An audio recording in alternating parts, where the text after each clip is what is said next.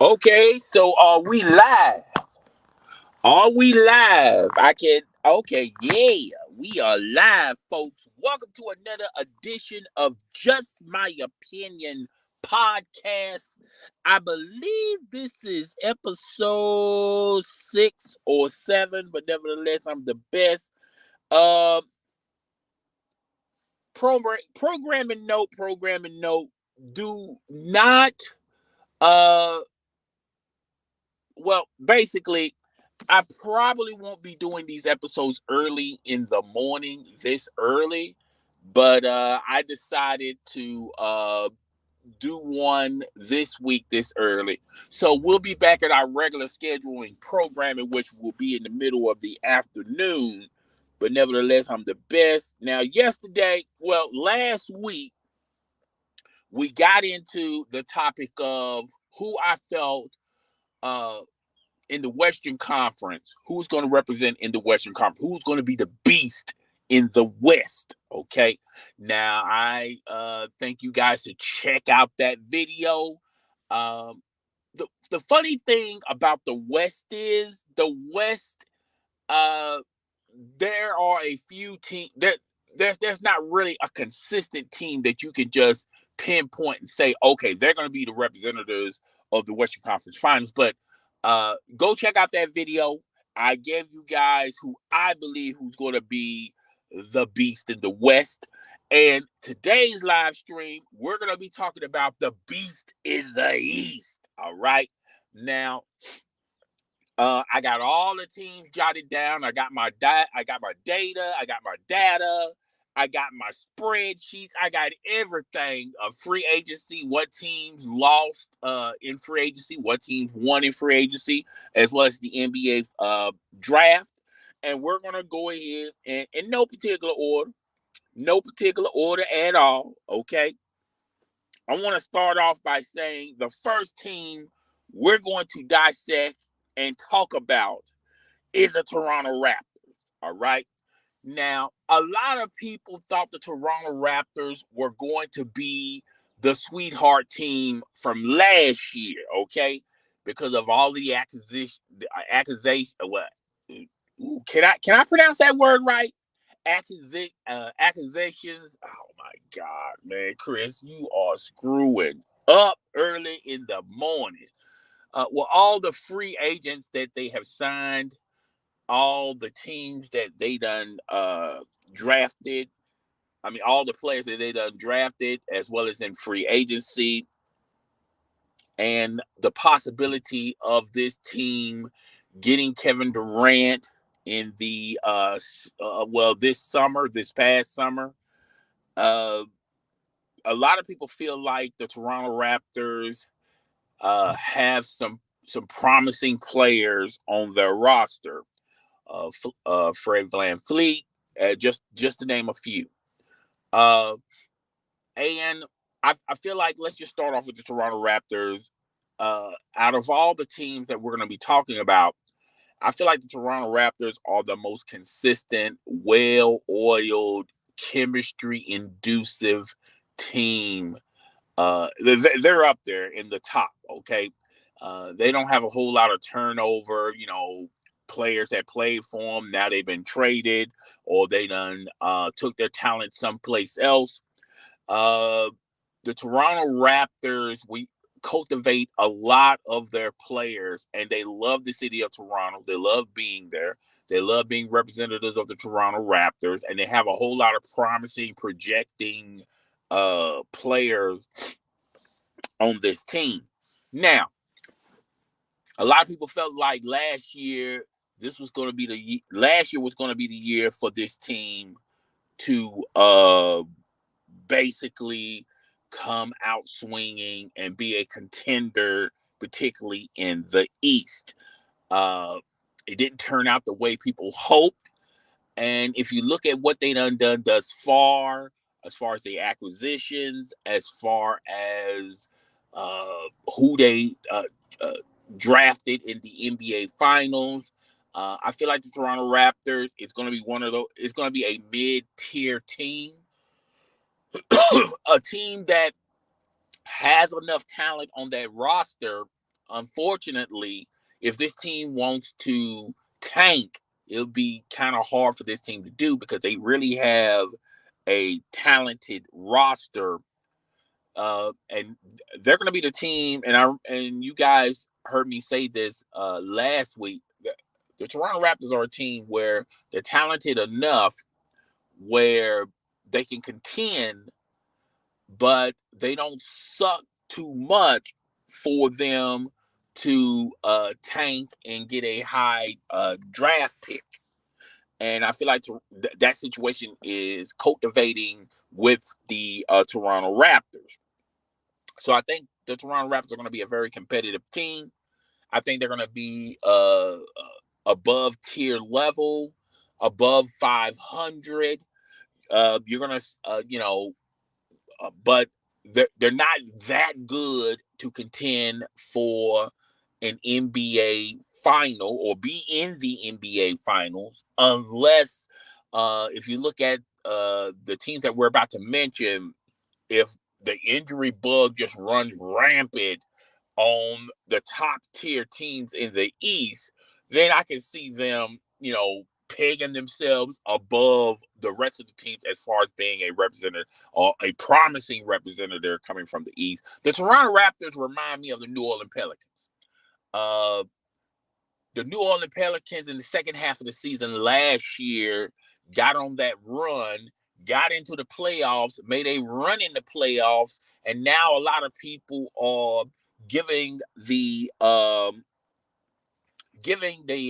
New Orleans Pelicans the benefit of a doubt, saying, "Oh man, this team came from nowhere."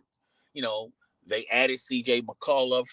They got already some talented pieces on the New Orleans Pelicans roster. They got Zion Williams.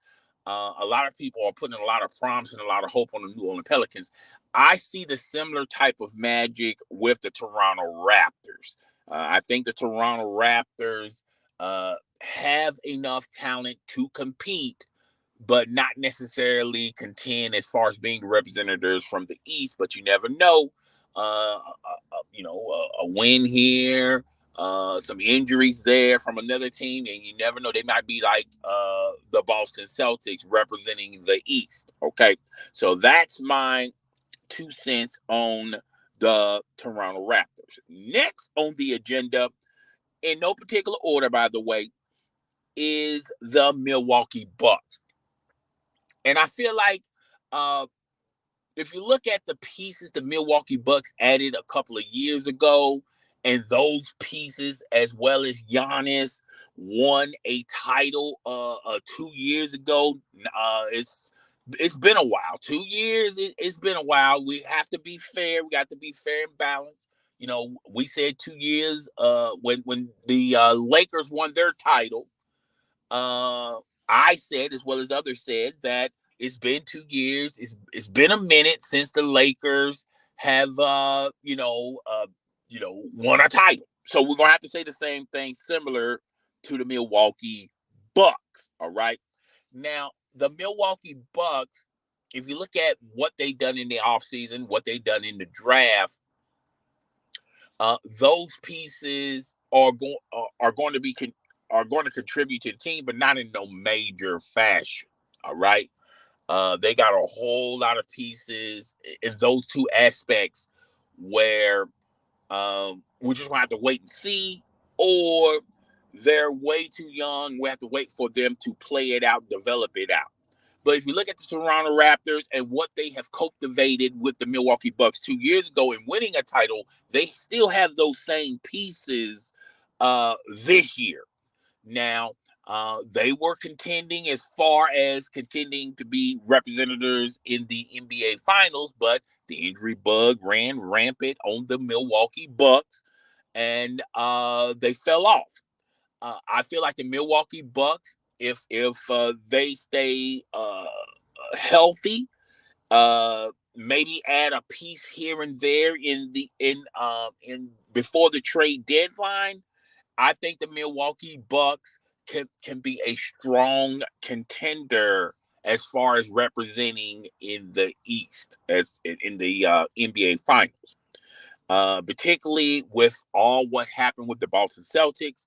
if you look at the Philadelphia 76ers, even though they have a lot of additions on that team still is kind of flawed on a lot of on some levels. Is Joel Embiid going to stay consistently healthy? That's a what if on that scenario. Is James Harden going to be committed this up and coming season? So that team has some flaws, but they got a lot of major talent to back up the Philadelphia 76ers. But that's what I mean.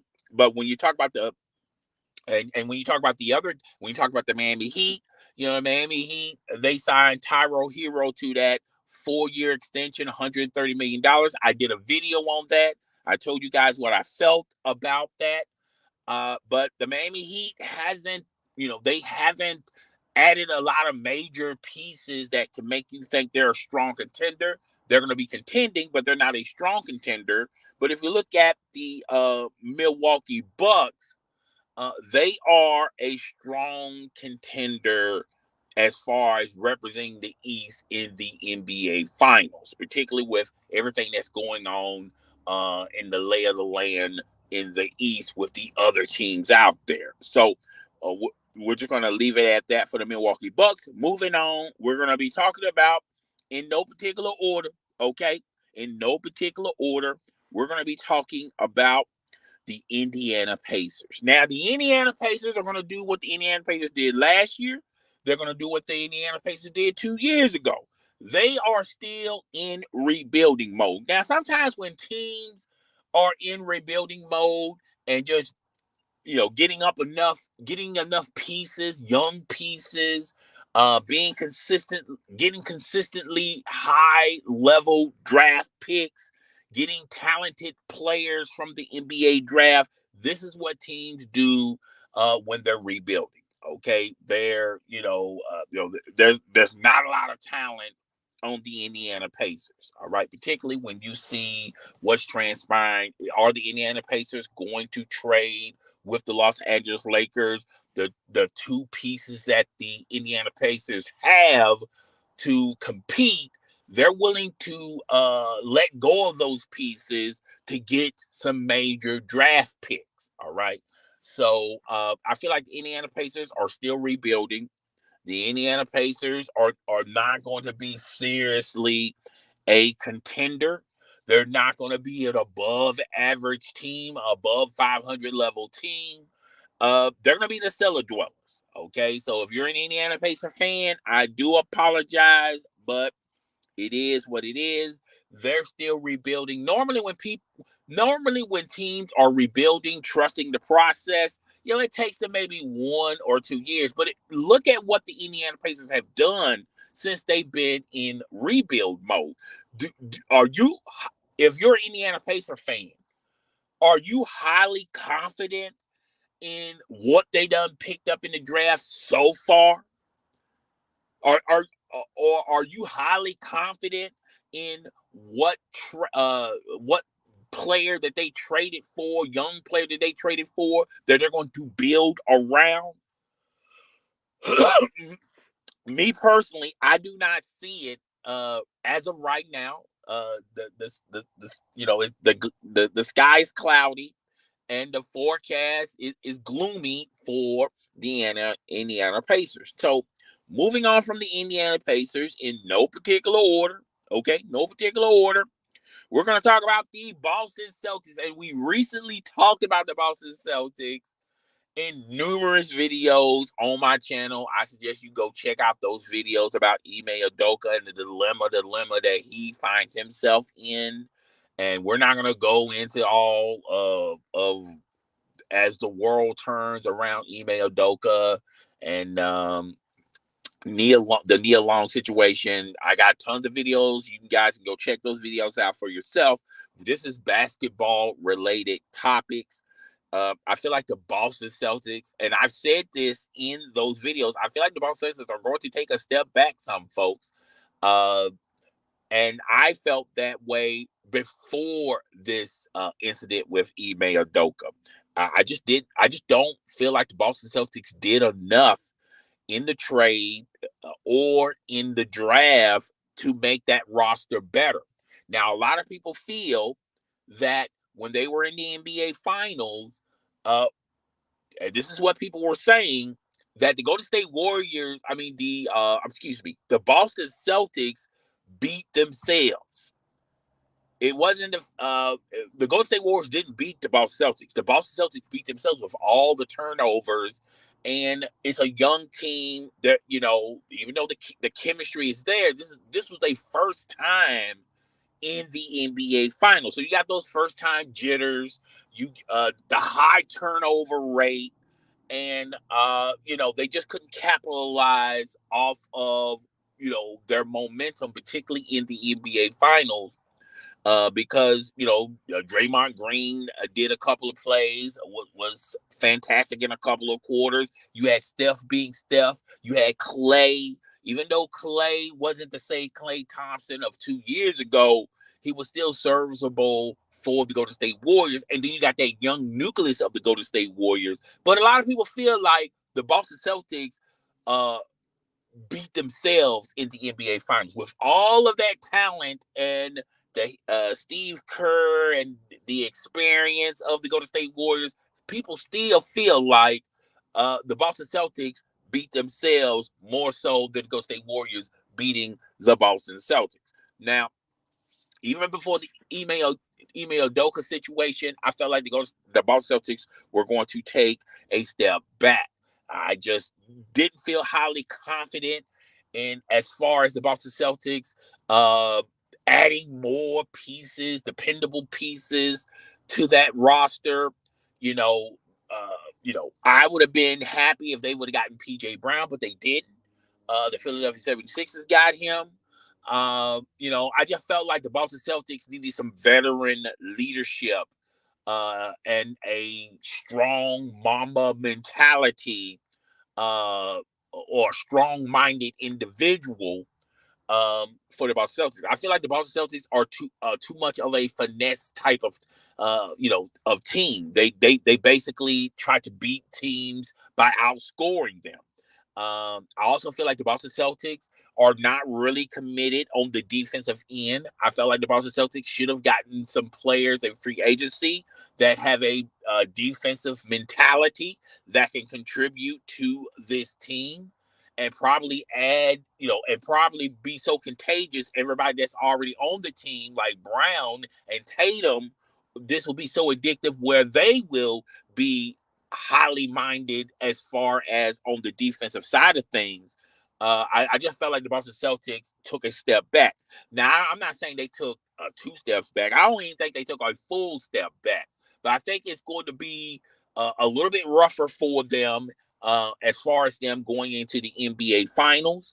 I feel like a lot of other teams have gotten better, and the Boston Celtics has pretty much was set in their ways. They didn't get any worse, but they didn't get any better, particularly with all the accusations, all of the free agents that the other teams out east have done in the draft, as well as free agency, as well as in the trades. So I feel like the Boston Celtics are going to take a step back. All right. Now, moving on in no particular order. I don't know why I got to keep saying that, but I just like saying it. All right. So moving on is the Philadelphia 76ers. Okay, folks. Now, if you've been listening to me in the beginning of this live stream, you pretty much know how I feel about the Philadelphia 76ers. I feel like let's talk about the good about the Philadelphia 76ers, shall we? They they got James Harden under wraps. Okay, that's a plus. Joel Embiid, they still have Joel Embiid. That's still a plus. They signed PJ Brown. They already had some homegrown talent that they have already cultivated in the Philadelphia 76ers organization that they can depend on as far as scoring goes and things of that nature. Um, Doc Rivers is a solid coach. And they are a year away from the situation, the Ben Simmons situation. That is no longer resting on top of them They got that monkey off their back. Okay. Uh, but I do have some concerns for the Philadelphia 76ers, and I'm going to give you my verdict of the Philadelphia 76ers a little bit later. But here's my concern about the Philadelphia 76ers, all right?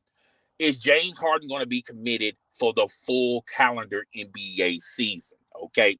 Now, James Harden has been in and out, and he's been consistent. Then he has not been consistent on both his stops with the Houston Rockets as well as the Brooklyn Nets. So is James Harden going to be consistent and stay motivated up for this up and coming season? Is he going to stay? Is he going to stop flying to strip clubs? He's going to have to be seriously committed and seriously involved and the Philadelphia 76ers is going to have to base that success off of how serious James Harden is going to take this up and coming season. So that is a worry and a concern. Okay. Another worry and concern is Joel Embiid. Is Joel Embiid going to be healthy the majority of this season? Now, last year, he got some draft capital last year. Even though he was nicked up some, he didn't miss a lot of games. But can he duplicate that and replicate that for this year? Okay, so I have some concerns for Joel Embiid's health. All right. Another concern I have with the Philadelphia 76ers are, do they have enough firepower on the offensive end? I know a lot of people are going to say, what are you talking about? Of course they got a lot of firepower, but it's questionable at best, in my humble opinion. And you can just base it on when they were in the playoffs last season. All right.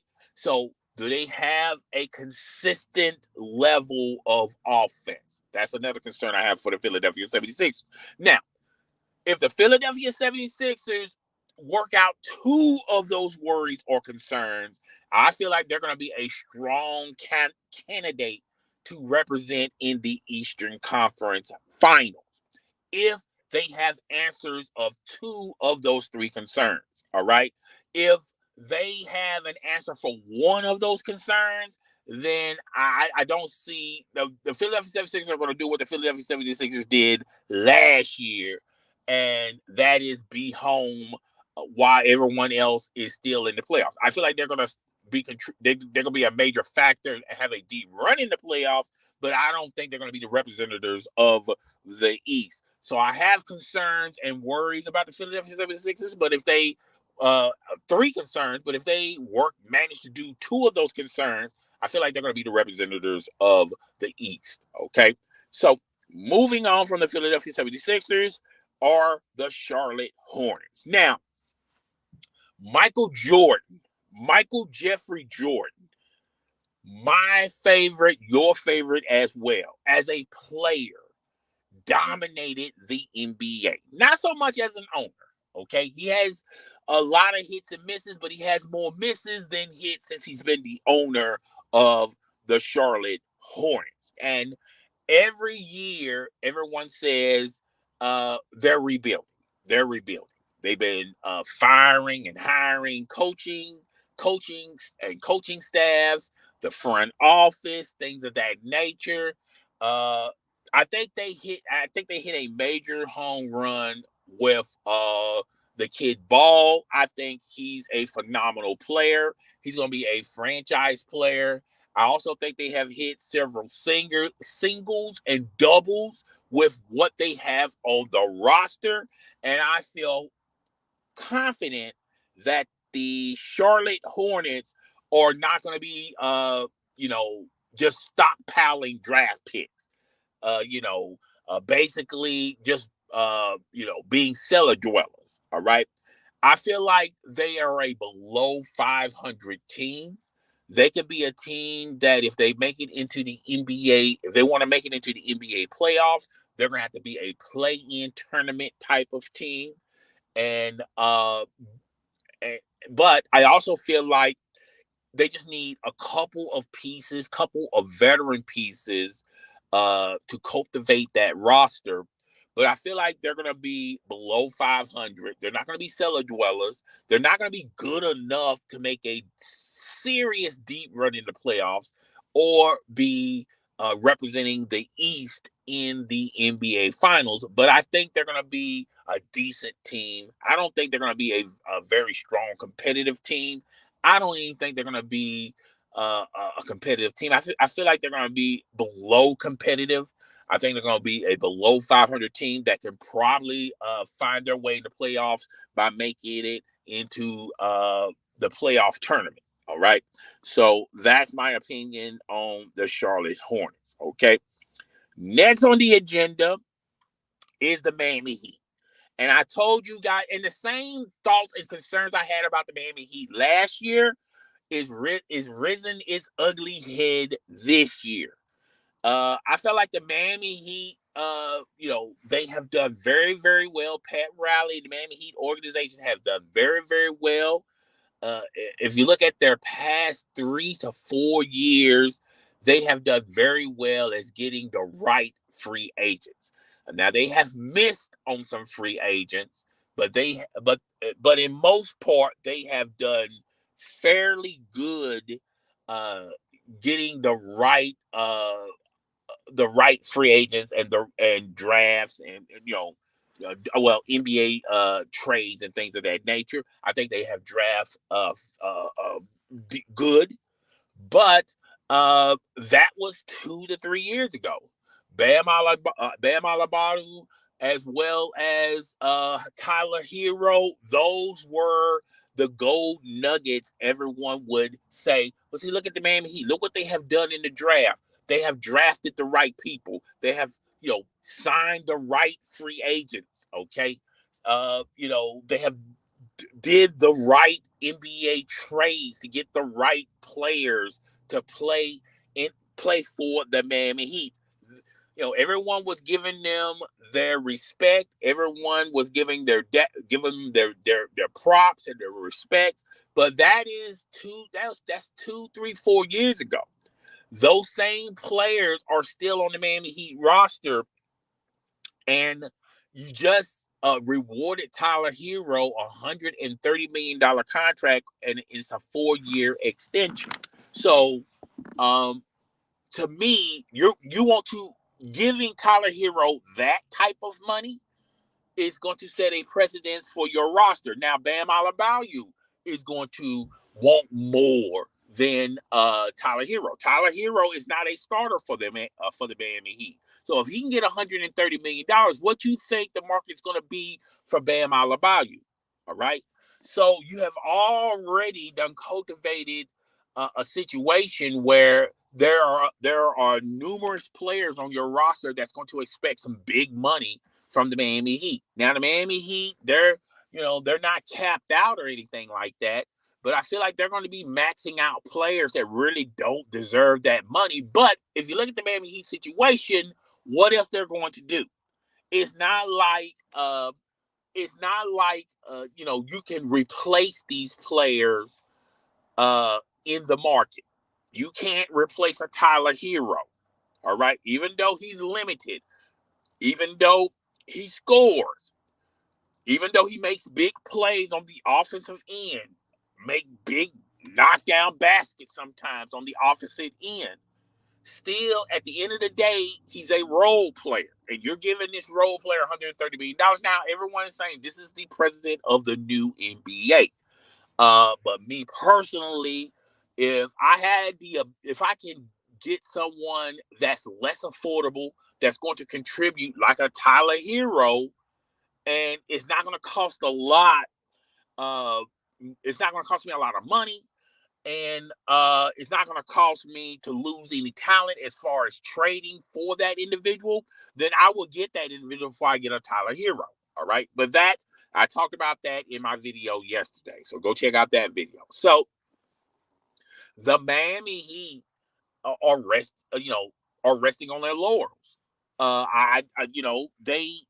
If you look at what they have on their roster, they have enough talent on that roster to be contenders, but in my humble opinion, they're not strong contenders. I really do not see the Miami Heat making it into the NBA Finals. I think a lot of people are going to say that I'm crazy, I'm wrong, I don't know what I'm talking about, I don't know what I'm. You don't know nothing about basketball, but I just feel like the Miami Heat, they'll be in the mix, they'll make it run in the playoffs, but I don't think the Miami Heat are better than the Boston Celtics. And I just told you guys in this live stream, I feel like the Boston Celtics are, what they have done this offseason, they're a step behind, particularly with the other teams, what they have done in the offseason. I don't think the Miami Heat in a 7-game series can beat the Philadelphia 76ers. If Joel Embiid is healthy, if James Harden is truly motivated. And those are the answers that need the question that need answered. Are these guys are going to contribute to the Philadelphia 76ers by staying consistently healthy and James Harden consistently motivated? Uh, I don't think the Miami Heat are better than the Brooklyn Nets, particularly in a 7-game series. All you need is KD to dominate 2 games, and it's a wrap. Kyrie Irving, you're going to get the very best Kyrie Irving because he's chasing that max contract. And Ben Simmons is going to be Ben Simmons, you know.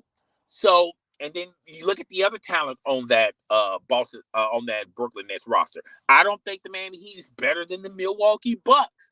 I think the Milwaukee Bucks, even though they haven't done a lot in free agency, I still feel like the Milwaukee Bucks and the Miami Heat are in the same boat, in the same situation. You guys are holding on to players that you have signed or gotten in trades or things of that, or in the draft, and you haven't stockpiled a lot of talent. All right. So you're resting on players that you have already unsigned a couple of seasons ago, or 2, 3, 4 seasons ago. All right.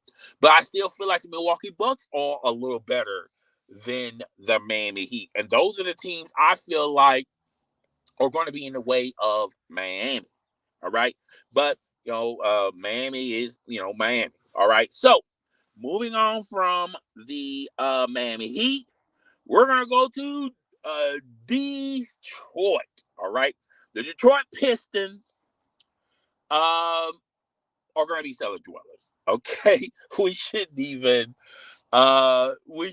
talk about this. Now, there's a bunch of conspiracy theories that Russell Westbrook could be traded to the Detroit Pistons. That will be interesting. I don't think even if this goes through, they will win some games with Russell Westbrook, but I feel like they're not going to win enough to contend or compete or be in the playoff, in the tournament, if that is true. But if you look at the Detroit Pistons as of right now, they're going to be cellar dwellers. All right, they are stockpiling draft picks.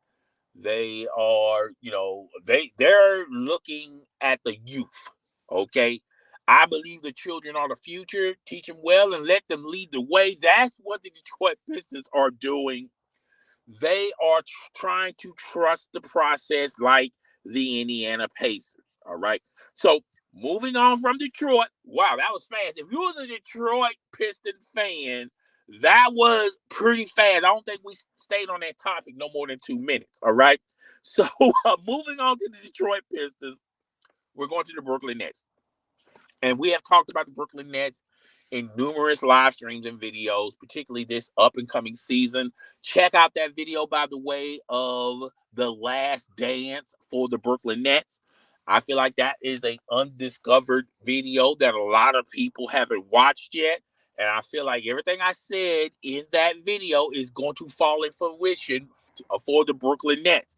This current team of the Brooklyn Nets, they will not make it past one full calendar season. And I think there's going to be a whole lot of changing next off season. Okay.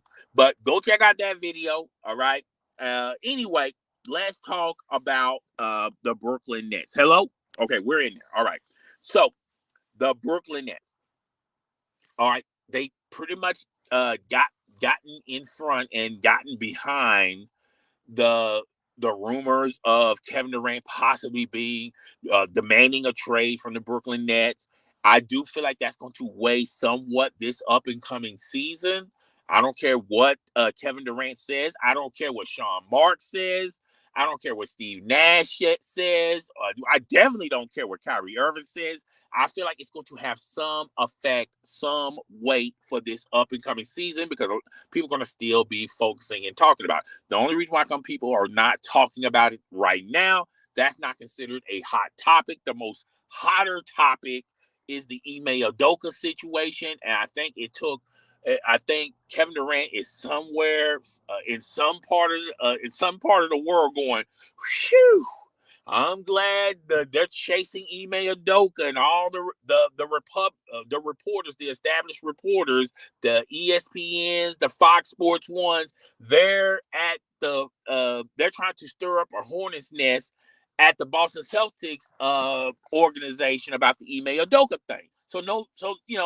No one's talking about Kevin Durant demanding a trade, going to the owner, demanding a trade, wanting to be traded only to two teams in which was the Suns and the Miami Heat. But food for thought, and I said this in a video, it's funny that Kevin Durant wanted to go to the Phoenix Suns and all the turmoil the Phoenix Suns are going through with their ownership, and they finally got him to finally admit that he should sell the team. It's kind of funny. He wanted to go to that hornet's nest of a situation or go to the Miami Heat, and the Miami Heat will have to give up everything, including their future, just to get Kevin Durant in the Miami Heat roster. And do people realize what they'll have to give up to get Kevin Durant? And even when they did get Kevin Durant, it wasn't going to prompt that. It's not a full-blown conclusion or a promise that they was going to make it into the NBA Finals. But anyway, that was Kevin Durant's scenario. But back to the Brooklyn Nets, I feel like that's going to weigh a little heavy with the Brooklyn Nets. I also feel like, and I've said this in numerous videos and live streams, that you're going to get the very best version of Kyrie Irving. Kyrie Irving is going to behave because he knows that he has to have a phenomenal season this season in order for either the Brooklyn Nets, which I do not see the Brooklyn Nets doing this, or any other team in the NBA giving him a max contract. He's going to have to earn it. He's going to have to work it. Plus, he's got a situation with Nike. Nike is a one and done with making shoes for Kyrie Irving, unless Kyrie Irving has a phenomenal season, an MVP candidate type of season, where the Brooklyn Nets and Nike is going to reward him next off season with a max contract, or Nike saying, you know what, let's sign him to a long-term extension to do his shoes. But I feel like he burned those bridges with the Brooklyn Nets as well as Nike. I think the ship has passed for Kyrie Irving, but he's going to have a phenomenal season, even though when he put a mic in front of him, he said the most dumbest stuff. But that's Kyrie Irving. That's Kyrie Irving being Kyrie Irving. But I think Ben Simmons is going to help this team a lot. I know a lot of people are concerned about Ben Simmons on the offensive end, but Kyrie Irving, you're going to get the very best version of Kyrie Irving, and Kevin Durant got something to prove as well. So you really don't need Ben Simmons to throw up 19, 21 shots when you got those two guys who are offensive dynamos, and they got a chip on their shoulder. So Ben Simmons can just be Ben Simmons. Ben Simmons can do the little stuff that no one else wants to do. So, and that's going to play huge for the Brooklyn Nets. I kind of like their free agent acquisitions thus far. I like what they did with the Ben Simmons trade. Not only they got Ben Simmons, they got Seth Curry. I think he's going to be a plus for the Brooklyn Nets. They got a lot of shooters around KD and Kyrie. And Steve Nash is not a rookie coach no more. But I feel like they're going to be a contending team. I think they're going to make a serious deep run in the playoffs. And there's a possibility that they could be representing in the NBA Finals. Now, Vegas has said that it's Golden State, Boston, and Brooklyn. That's the odds-on favorite to win it all in this up-and-coming NBA Finals. All right. Um, I can vouch for Boston and Golden State doing a rematch with them. But as far as Brooklyn go, Brooklyn got a lot to show me before I can put them that far. But they will be a very highly competitive team, and I feel like they're gonna make a deep run in the playoffs. And it would not surprise me none to see them in representing the East in the NBA Finals. Okay, so moving on from Brooklyn, all right, we're gonna talk about the Orlando Magic, and we're gonna make the Orlando Magic prospect real fast, real quick. I think they're gonna be cellar dwellers. I think they're just collecting and stockpiling draft picks, and they did very well this up and coming last NBA draft. I like who they picked. I like what they done, but those guys are still young. They're trying to figure things out in the NBA life as an NBA player, and it's going to be a while before we see the Orlando Magic be an average team or above average team or a contender or a serious contender. There are ways to go. They're cellar dwellers, but I feel like the future is very bright with Orlando than with Detroit and the Indiana Pacers. But I, I I feel very confident that the Orlando Magic is going in the right direction. All right. So moving away from the Orlando Magic, we're going to talk about the Atlanta Hawks. Okay. The Atlanta Hawks last year. Let's talk about last year. Last year, what 2 years ago, they were in the playoffs. A year ago, they were and they made a serious run 2 years ago. Last year, they fell off a little bit.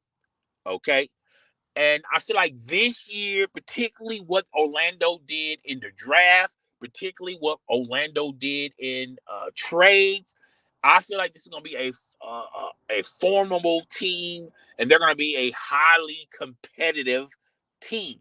Would not surprise me none. And I'm going to go off, and I'm going off on a limb on this. All right. I don't think a lot of people are going to go this far the way I'm going to go far with it, but it would not surprise me none if Atlanta stays totally healthy. All right, that they can be a representative in the Eastern Conference Finals. They can be a Cinderella team similar to what the Boston Celtics were last season.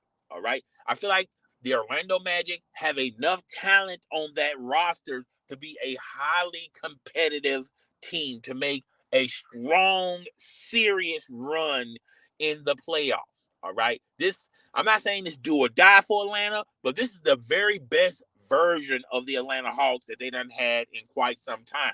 Okay, so I feel highly confident in the Atlanta Hawks. It would not surprise me none if they are representatives in the Eastern Conference, and I feel like they're going to be a highly competitive team.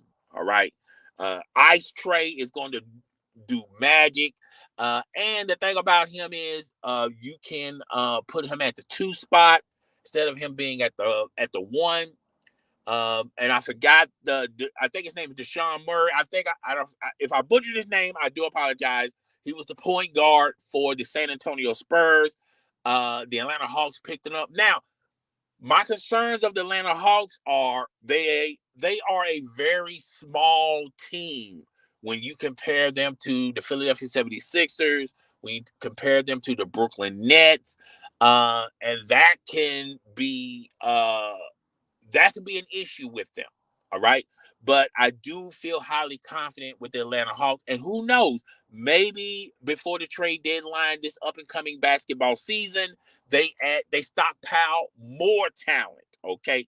I feel like the next couple of players should be some strong defensive minded players. They got enough offense. They need some veteran leadership as well. Okay. They tried it with Rondo. It just did not work out with Rondo. But there are a lot of veteran players that are out there in the streets that can contribute and help in some small or major way for the Atlanta Hawks. All right. But I feel highly confident of the Atlanta Hawks. So moving past the Atlanta Hawks, the Chicago Bulls. The Chicago Bulls, particularly what they did last year in free agency, everyone was highly confident in the Chicago Bulls, including me. I thought the Chicago Bulls were going to make a serious run in the playoffs, okay? And it just fell off since then. Uh, the Chicago Bulls, to me, didn't do a lot in free agency. I don't think they were able to do a lot because I think they done shot their load last season to get Alex Caruso, to get Ball, to get DeRozan. I think they done shot their load last year, and they just don't have enough in the chamber to redo that magic again this season. But um, if those players can stay healthy, they're going to be an above average team. I don't think they're going to be they're not going to be a strong candidate. I don't think this team can make it to the NBA Finals. Now, a lot of things can happen with a trade here and there, or or a buyout or whatever. Someone buying someone out, or someone gets bought out, now they're a free agent. So a lot of moving parts that are out there could happen and potentially help the Chicago Bulls. But if you look at the Chicago Bulls as of right now, I just don't see enough there to say without a shadow of a doubt they're going to be a strong contender in the East, and they're going to represent the East this up and coming NBA Finals. I just really don't see it. Okay, so if there's any Chicago Bull fans out there, I'm gonna go ahead and apologize. All right. So moving on from Chicago, the New York Knicks. I feel like the New York Knicks, what they have done thus far is very surprising. Keeping their in-house talent, signing R.J. Barrett, I think that's a plus. And I forgot the player that they gotten from the Dallas Mavericks in free agency. I do apologize. Uh, I uh, I like uh, I like what the New York Knicks have done thus far. I think the New York Knicks are going to be a very competitive team, not a strong competitive team, but I feel like they're going to be a competitive team. What the pieces that they have on their roster, all right. Um, does that mean that they can represent in the East? I'm not going to go far on that limb, but I do feel like they're going to be a very competitive team. I like their roster. They really didn't do a lot of serious changing in their roster. Um, and I like the chances of the New York Knicks. I think the New York Knicks are done being cellar dwellers. I think the New York Knicks are done with having a phenomenal season one year, and then the next year they're struggling and they're below average. I think this is a solid team with some solid players and talented players, and they're going to have to let the dice roll as far as how far competitive they're going to be and how far this talent is going to take them. Is it going to take them to the NBA Finals? You never know, but I just don't think so.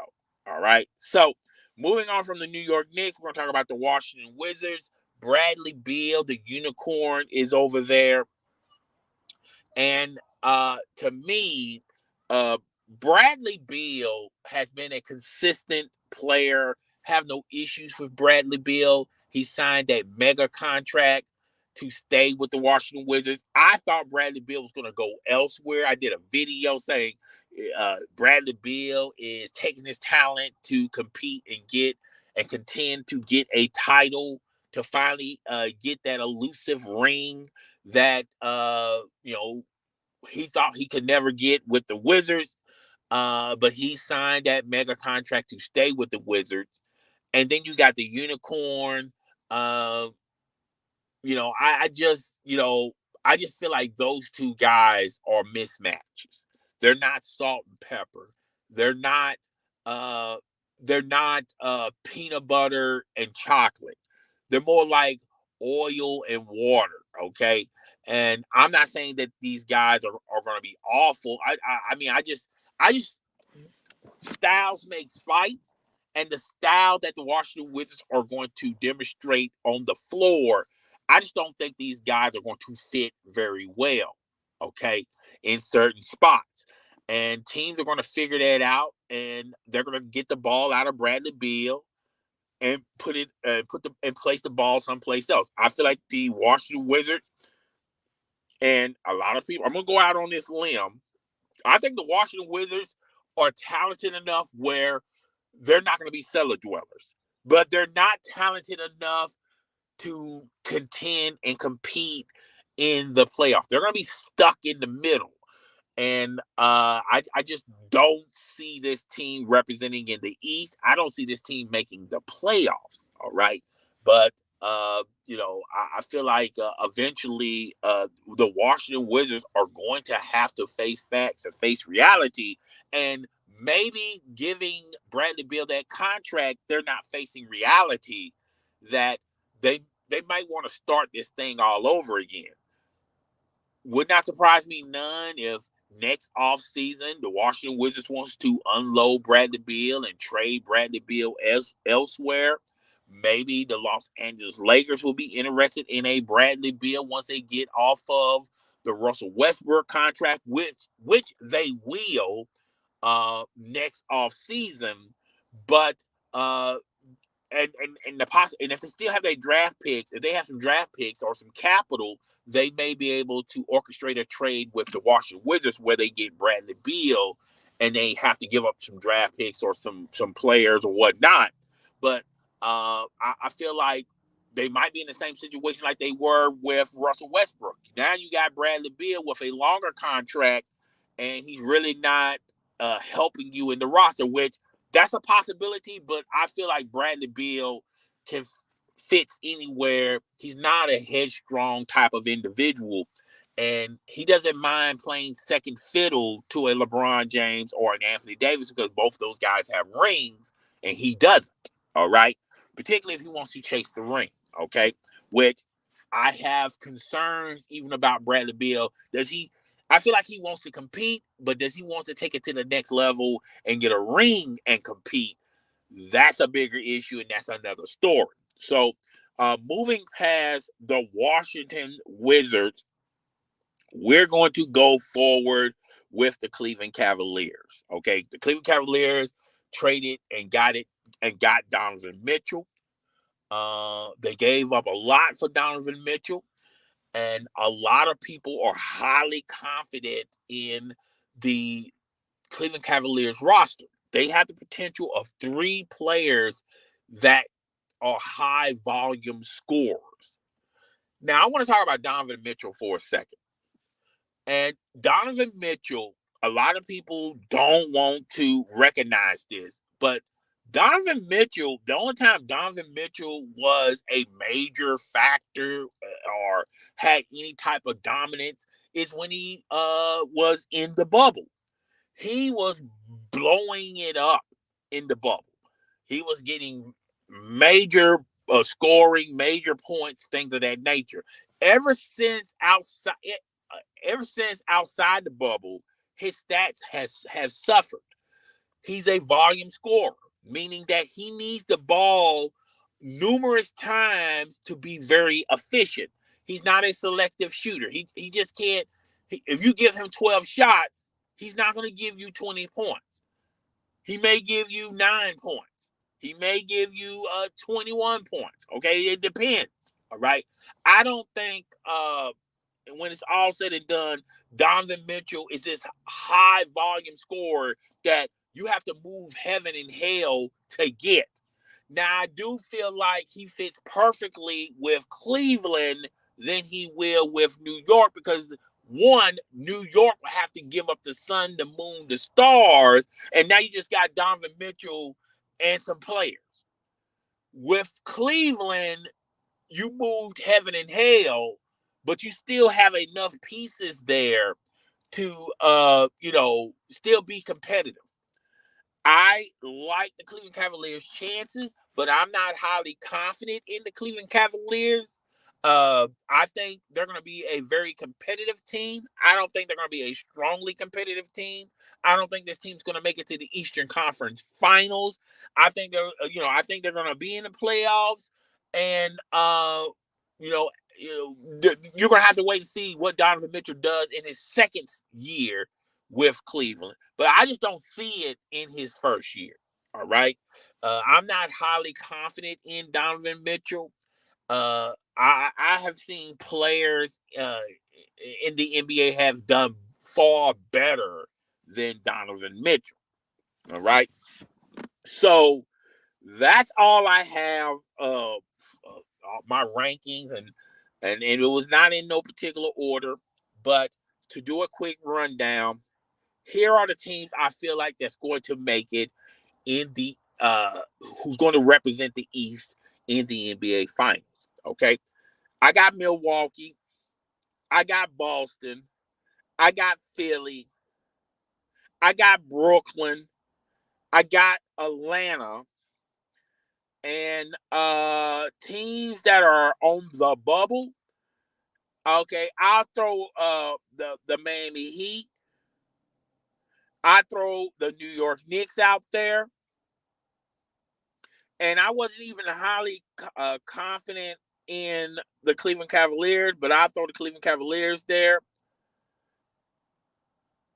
And I would throw teams that are on the outside looking in are the New York Knicks and Chi-Town. Okay. And then the rest are the rest. If I can only pick one team, if I can only pick one team, uh, I would be like everyone else and just say, well, Miami has a strong chance of repeating and being in the NBA Finals as well as the Golden State Warriors. But I want to do something different and go out on a limb. Uh, when you look and when you're weighing in the strengths and weaknesses, and when you're weighing in all the other distractions that are in on the basketball court and outside the basketball court, if I want to go out on a limb, it would not surprise. I would love to see this matchup. I don't think it's going to happen, but if I got to go outside on a limb, I will choose the Brooklyn Nets versus the Golden State Warriors, and for this up and coming NBA calendar season. Here's why I choose Brooklyn and the Golden State Warriors. I feel like I feel like if Brooklyn is on its ish, I don't think there's a team out there. You got some concerns with matchups. Now I know a lot of people feel like Kevin Durant has took a step back. Particularly he got swept by the Boston Celtics last year, and I feel like that was more so with Kevin Durant was dealing with a lot of distractions with Kyrie Irving, Ben Simmons. Still hasn't contributed to that roster last year. You got maybe a disdain or some concerns with him and Steve Nash, I feel like if all that stuff is ironed out or close to ironing out, I feel like the Brooklyn Nets will be representatives in the East. And I feel like if you look on the other side of the coin, the Golden State Warriors, the reason why I choose the Golden State Warriors is the Golden State Warriors have if and ev- the Golden State Warriors, they still have Draymond, Steph Curry, and Klay Thompson. You got that young nucleus. I don't think they have a deep bench, but they have a solid bench. And I think they have enough to be represented in the West. Plus, I feel like the West has taken a couple of steps back. I think the West is not as dominant as it once was. If you look at the Phoenix Suns, they have taken a couple of steps back. The Lakers, the Clippers. I don't have a lot of faith in the Lakers. The Clippers, they're still concerned about is even Kawhi going to make a return? So many dominant teams like Utah and the Denver Nuggets are no longer dominant anymore. Is you know, I feel like there's not a lot of really contending teams out west, and there's not a lot of contending teams out west that can beat the Golden State Warriors in a 7-game series if both teams are healthy. Now, if the Golden State Warriors is missing Steph Curry or missing Klay Thompson, then I might have some concerns and thoughts. Maybe that team can beat the Golden State Warriors. But if you look at that young nucleus of the Golden State Warriors, they're ready to be the next one. They're the next men up. Okay, Kaminga and those guys, they're the next guys up. They're ready to take the throne. They're ready for Clay, Steph, and Draymond to file their early retirement papers. They feel like they have enough there to beat teams even without Steph, Draymond, and Klay Thompson. All right, so I feel like Golden State Warriors have enough to go back to the finals. Plus, I feel like the West isn't as strong as it once was a couple of seasons ago. Um, and if the Brooklyn Nets can stay healthy, if a lot of those distractions are minimized, they can probably represent the East into NBA Finals. If you look at if even though I feel like the East is more stronger out west, there's more talent in the East than out west. If you start breaking these teams down by the fragments, uh, the if you look at the other teams besides Brooklyn, um, I feel like the Boston Celtics. If you look at their situation with the Ime Udoka scandal, I don't think that that's really helping the Boston Celtics. Uh, you know, and that's going to hurt them. Plus, what they did in the offseason, they didn't really do a lot to get better. If anything, they took a step back. So if you look at those two situations, that's why I feel like the Boston Celtics are going to take a step back. If you look at the Philadelphia 76ers, I have concerns for the Philadelphia 76ers. Is James Harden going to be consistently motivated this year? Is he going to stop going to the strip, flying to the strip clubs? Is he that serious as far as wanting to win a title? Does James Harden even want to win a title? And if you if you look at, and I forgot the guy's name, the center. I just said his name earlier in this live stream. Lord have mercy. You can tell I've been on this live stream way too long because I don't forgot the most simplest person. But anyway, is he going to stay healthy? Is he going to stay healthy for the Philadelphia 76ers? The star of the Philadelphia 76ers, the franchise player of the Philadelphia 76ers. Is he going to stay healthy? I do apologize, man. I've been on this live stream way too long, and I'm ready to get off of it. And if you look at the Bucks really haven't done much to they really haven't done enough to say, okay, they're gonna be the best out east. I think they're gonna be a strong contender, but I don't think they're light years better than the Philadelphia. Joel Embiid. Joel Embiid. Okay, if Joel Embiid can stay healthy the majority of the time, and if James Harden can stay motivated the majority of the time, then I will put the Philadelphia 76ers over the Brooklyn Nets. But I have concerns of the Philadelphia 76ers on those two aspects. But and you look at Boston and their situation, I just think that situation is going to weigh heavily on the Boston Celtics. Plus, what they did in the offseason, they didn't do a lot in the offseason to make make that roster better. They didn't cultivate a lot of talent on top of the talent that they have with the Boston Celtics. If you look at the Milwaukee Bucks, they're pretty much the same team like they were 2 seasons ago. All right. And if you look at the Miami Heat, they're pretty much in the same situation as the Milwaukee Bucks. I think Tyler Hero giving him $130 million for 4 years.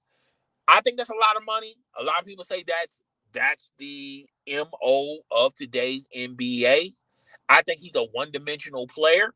He can give you points, and he can knock down big time baskets. But what else does he bring in to the equation? And to be perfectly honest with you, you probably could have gotten that same type of player a lot cheaper earlier in the process of free agency. But when but but when everyone is signed and he's the only thing there, sometimes you got to overspend to get what you got. But I just don't think Tyler Hero is going to take it to the next gear or the next level. He's not going to star in a multitude of games. All right. And like I said, if you look at the Miami Heat organization, Pat Riley, they're probably looking at it as, okay, we don't have a ton of money, and we're pretty much strapped at the cap. We can't replenish these players with cheaper players. So we probably are stuck with Chuck, signing Tyler Hero to a max contract. I'm pretty sure he's a likable guy in the Miami Heat organization. I feel, I also feel like Pat Riley is highly confident in Tyler Hero, but I just don't think Tyler Hero is too much of a one-dimensional player. That's all he's bringing to the table is scoring. Okay, so but that's fine. Okay, if they want to go that route, go that route. But I just don't. But moving forward, the Miami Heat are in the same situation as the Milwaukee Bucks. You pretty much got the same identical roster that you had 2 years ago. You haven't improved your roster. That's the point I'm making with the Miami Heat and the Milwaukee Bucks. All right. Now, a lot of people are going to think I'm crazy with this analysis I have about the Atlanta Hawks, but I feel like the Atlanta Hawks did just enough to make you look twice at the Atlanta Hawks. I think the Atlanta Hawks are a phenomenal team. I think the Atlanta Hawks could represent the East in the NBA Finals. That's how highly confident I am about the Miami Heat. About the Atlanta Hawks. But are the Atlanta Hawks better than the Philadelphia 76ers?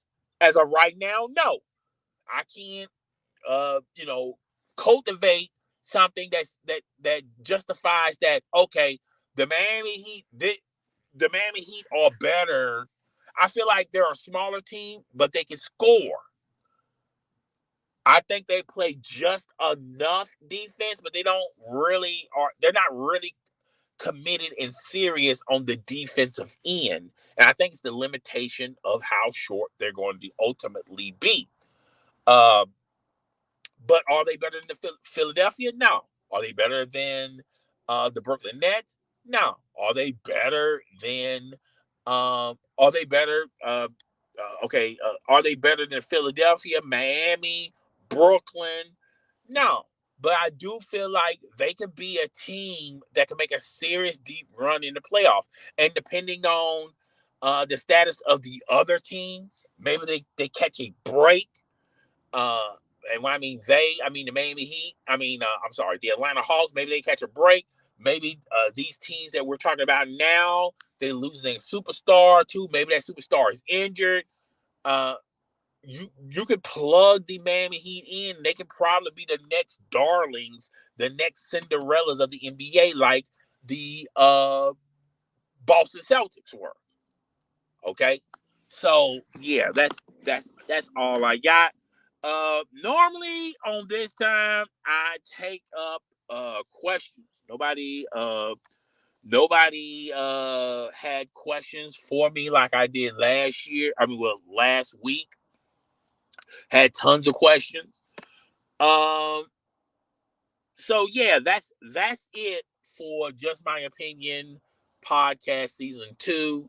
Um, like I said, rate, comment, subscribe, hit the notification bell, share this content with your friends, family, and followers. Next week, we're going to be at we got to be on our regular scheduled programming, which is going to be in the afternoons. I believe it's going to be Tuesdays afternoons, like around 11 or 12-ish maybe. And we'll dive into some more topics. If anything breaks down or happens, breaking news wise related, I will do a video on it or a live stream on it. JJ Redick signed a multi-year contract with ESPN. Who thought that wasn't going to happen? Rachel Nichols signed a contract on Showtime. She also talked about her time at ESPN. She believes allegedly that ESPN was filming her in the hotel room and things of that nature. Obviously, this is going to go to court, and obviously, knowing Disney and ESPN, they're going to just buy her off and not even take it to court because they rather just go ahead and give her the money than go through this image situation going on. But those are the news and notes. What's been transpiring thus far. It's been pretty much a slow news week, folks. But yeah, that's all I got. I'll see you guys on the next one. And just to say it again, I feel like Golden State can be the representatives of the West in the NBA Finals. And I like Brooklyn. I really do like Brooklyn. And I also said if I have to go out on a limb, would not surprise me none if the Atlanta Hawks make it to the NBA Finals. Okay, so that's all I got. I'll see you guys next week. I'm up out of here, deuces, guys. I'll talk to you guys later. Peace. Yo.